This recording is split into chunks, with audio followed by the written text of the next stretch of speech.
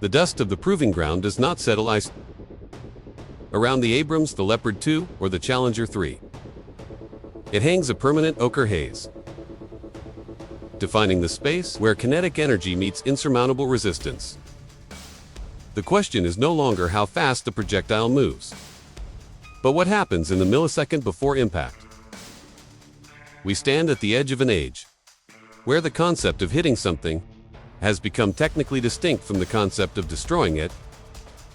A modern main battle tank, MBT, is not a simple container of steel. It is a layered philosophy of denial. It rejects the premise of the engagement. In the old conflicts, the tank was defined by its gun. Now it is defined by what it refuses to let touch it.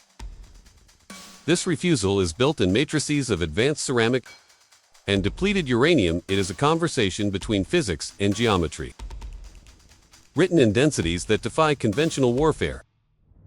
The first line of defense is not armor in the traditional sense, but distance. The standoff dictates the fate of the incoming heat round. Consider the composition of the Chobham or Burlington package. It is not solid, it is a mosaic of plates, air gaps, and non-metallic composites. These components are designed to react dynamically, shearing away the energy of shaped charges. The ceramic tile array, brittle and precise, is the crucial interceptor. It cracks instantly upon contact, but in that instant it shatters the high-velocity jet of molten metal, generated by a hollow charge. The jet, traveling at kilometers per second, is disrupted, dispersed, and rendered impotent before it can penetrate the vital hole. Beyond the passive armor, we encounter the doctrine of controlled self-destruction. This is the role of explosive reactive armor era. Era blocks are mounted externally, looking like industrial chocolate bars. Attached to the chassis, they are small charges, designed to explode outward when struck by an incoming munition. This seems counterintuitive, fighting fire with fire directly on the hull. But the explosive force of the era block is timed to interfere with the geometry of the anti-tank projectile. It throws the incoming missile slightly off axis. It introduces a wave of metal that disrupts the kinetic penetrator's flight path. The era turns the direct hit into a glancing blow, sacrificing the outer layer to preserve the internal integrity. The true marvel, however, lies in the electronic vigilance that precedes any physical contact. These systems are known as Active Protection Systems (APS). They are the eyes and nerves of the fortress. The tank is shrouded in sensors, millimeter wave radar arrays, infrared detectors, laser warning receivers. They scan the environment constantly, 360 degrees, watching for the subtle heat signature or the faint radar lock of a launch.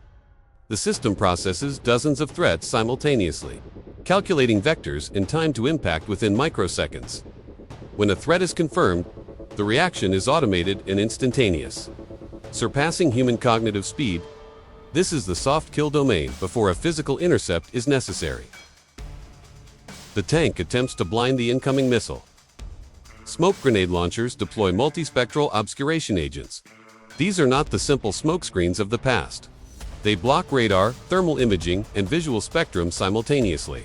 The missile, relying on a lock, loses its target in a cloud of metallic chaff and aerosols. If the soft kill fails, the system transitions to hard kill, a physical countermissile launched by the tank itself. Consider the Israeli trophy system, the quintessential example of this doctrine. It is a miniature defensive mortar system. Upon detection, a precise charge is fired at the incoming warhead. It intercepts the missile, perhaps 10 to 30 meters away from the hull. The goal is not to destroy the warhead, but to detonate it prematurely, far enough away that the residual blast is manageable. The timing is everything. A fraction of a second too soon or too late renders the defense useless. This continuous electronic dialogue transforms the tank into a temporary exclusion zone. It's not just a vehicle, it's a bubble of protective countermeasures moving across the landscape. The evolution of survivability is also reflected in the interior engineering, how the crew lives within the shell.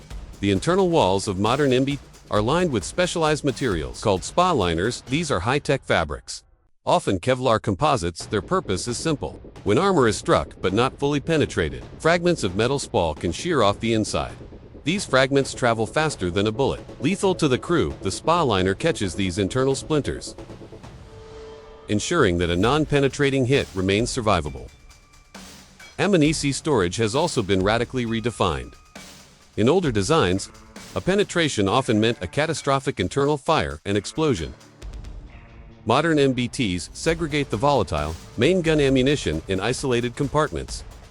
These compartments are often equipped with blowout panels, positioned strategically on the roof. If the compartment is ditched and the propellant ignited, the force of the explosion is directed upward and outward.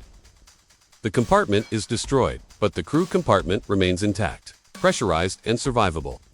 This is a quiet acknowledgement of the inevitability of damage, focusing entirely on the preservation of the human capital within. The crew itself is part of the system's resilience.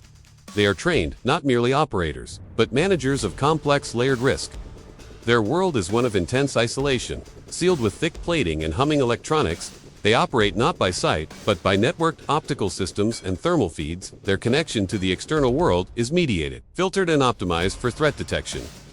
The psychological component of survivability is perhaps the most difficult to quantify. To command such a vessel is to inhabit a temporary fortress, moving slowly across a field of potential high velocity and inhalation. They understand that the goal is not to win the battle in the classic sense, but to refuse to lose the engagement at all. This refusal is engineered through redundancy. If one radar array is damaged, others immediately compensate. If the thermal sighting system fails, the commander's optical network takes over. There are 5 ways to move, 4 ways to shoot, and dozens of ways to defend. The modern MBT is designed to absorb the hit, repair, and remain mission capable. It is an investment measured in tens of millions, demanding persistence over absolute fleeting power. The very weight of the platform of an exceeding 70 tons is an unspoken decapitation. It is the inertia of resilience. The physics of stopping that is exponentially more challenging than stopping a lighter target. The sheer volume of material requires dedicated specialized weapons, artillery rounds, tandem charge, anti-tank missiles, or top attack drone systems. The survivability race dictates the arms race. For every layer of armor added, a new warhead must be designed to defeat it.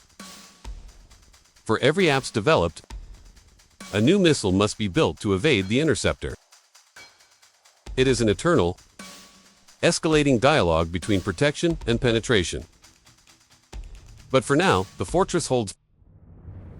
The machine rests its sensors, ticking, processing ambient noise, Aliyah Salam, potential threat data, the engine size, a sound of heavy armored breathing. The quiet understanding is that true invulnerability does not exist. Only increasingly elaborate delaying actions. Yet in that complex denial, in the layered refusal of destruction, the modern tank finds its profound, unsettling victory. It waits heavy and silent, challenging the battlefield to try again. In the silence of the cooling side, confirms the machine's grim success. They survived, the doctrine holds.